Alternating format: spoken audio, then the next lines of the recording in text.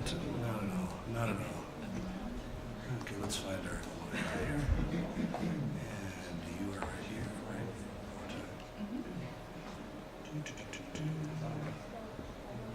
Nothing to it. It's almost like we know what we're doing. If I'm not. Thank you, Wilfried and George, for inviting me, and welcome to everybody who comes that far from Boston. I'm very curious how our discussion will go on, because I think we can learn a lot from each other.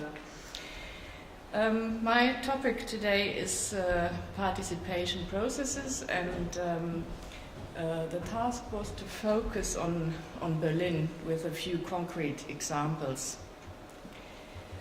My background is that I'm a practicing architect in partnership with Boris Kazansky, who is an urban designer from Sydney.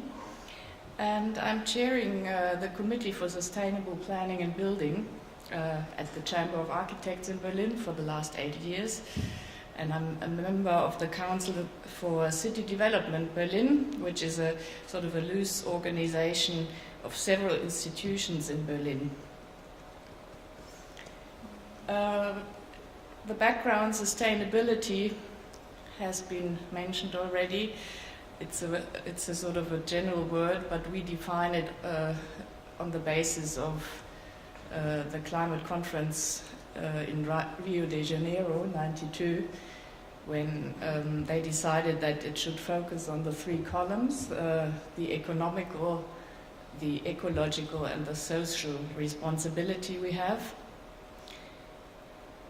And participation is part of the social responsibility and belongs right at the beginning of a sustainable planning and building process.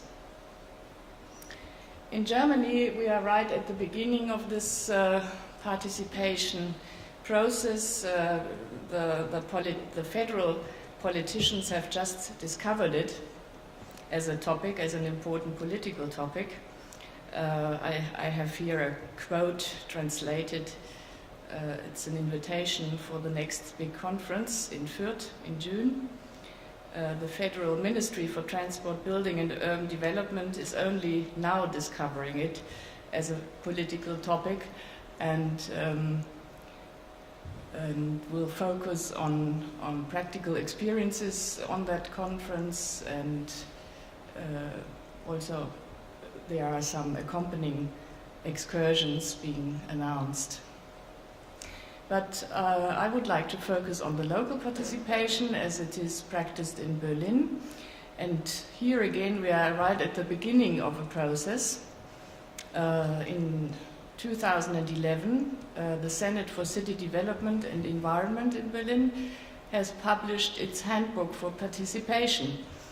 And one of the quotes they have put in fat letters was, "A lively citizen participation has a great potential for our city with its complex planning and decision processes." What that means in concrete terms, we will see later. This is also just a few, there are a few quotes from the Handbook for Participation that it has to bring together, participation has to bring together daily experience, creativity, and professional competence. That's self-evident, I think. And this is another quote. For a future-oriented city, that you have to integrate all population groups, whether they are ethnic or age groups or whatever differentiation. And here I'm sort of, because we would like to talk about the framework and the methods, I took out a few commitments the Senate has made. We have a new government since since September in 2011. And they committed themselves on a few things like strengthening responsibility of citizens in the districts. We have several districts in Berlin. We are a polycentric city, not a centric city. Therefore, to strengthen districts is quite an important part here. Then to create more transparent planning processes. This is also a big issue during the last 20 years. There was a lot of criticism that planning processes were not transparent enough, that they didn't use online participation or anything like it, and they just made decisions and didn't integrate the population. Then you have more information for more acceptance. That's also, I think, something self-evident, and as I mentioned, online participation. Then the tools at administration level are above all early public dialogues about fundamental issues, to cultivate strategic partnerships, to see administration as professional service, and to define a clear frame of decisions.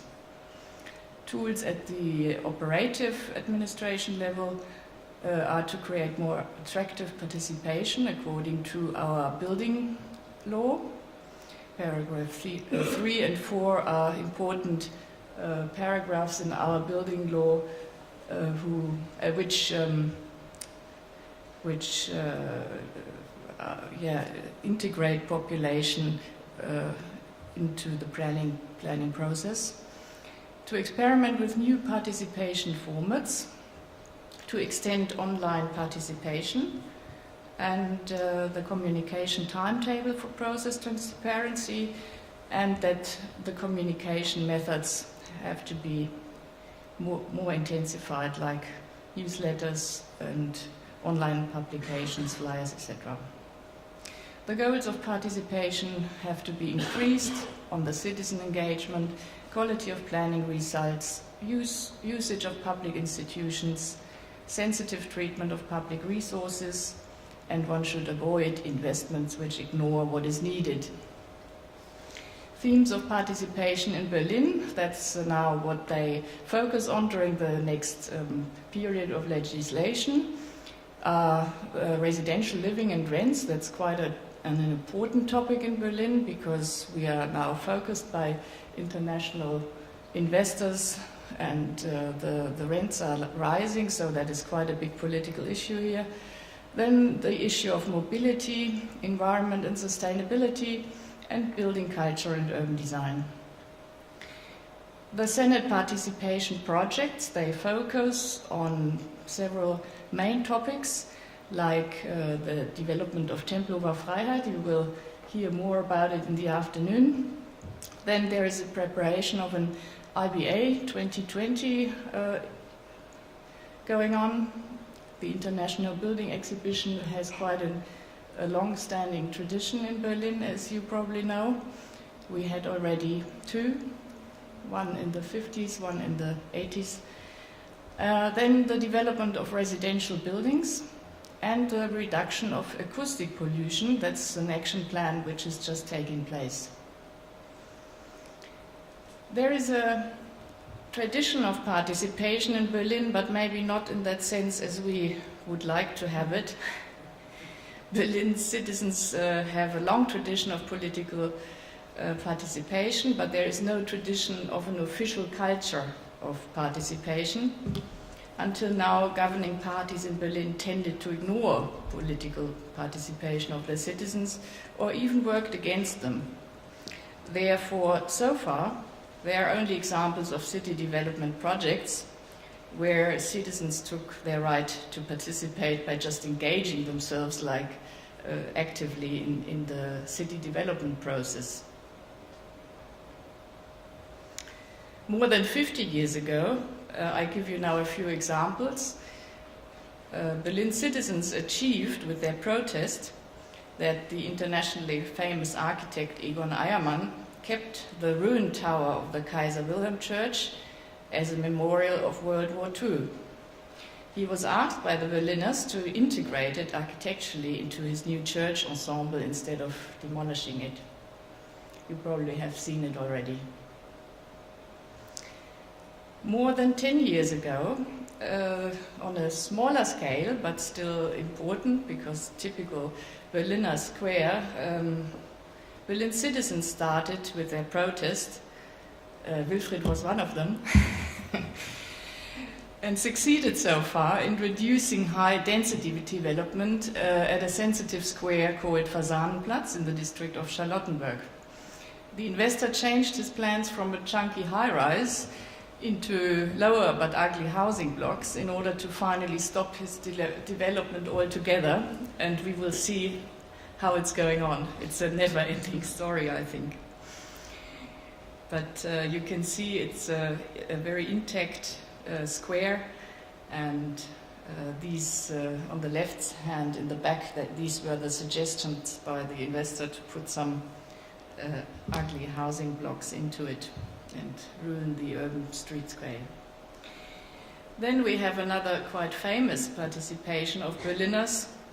More than 8 years ago, they protested to keep the skeleton of the Palast der Republik, Palace of Republic, the former GDR parliament, and turn it into a Volkspalast, as they called it, People's Palace, with diverse functions and activities.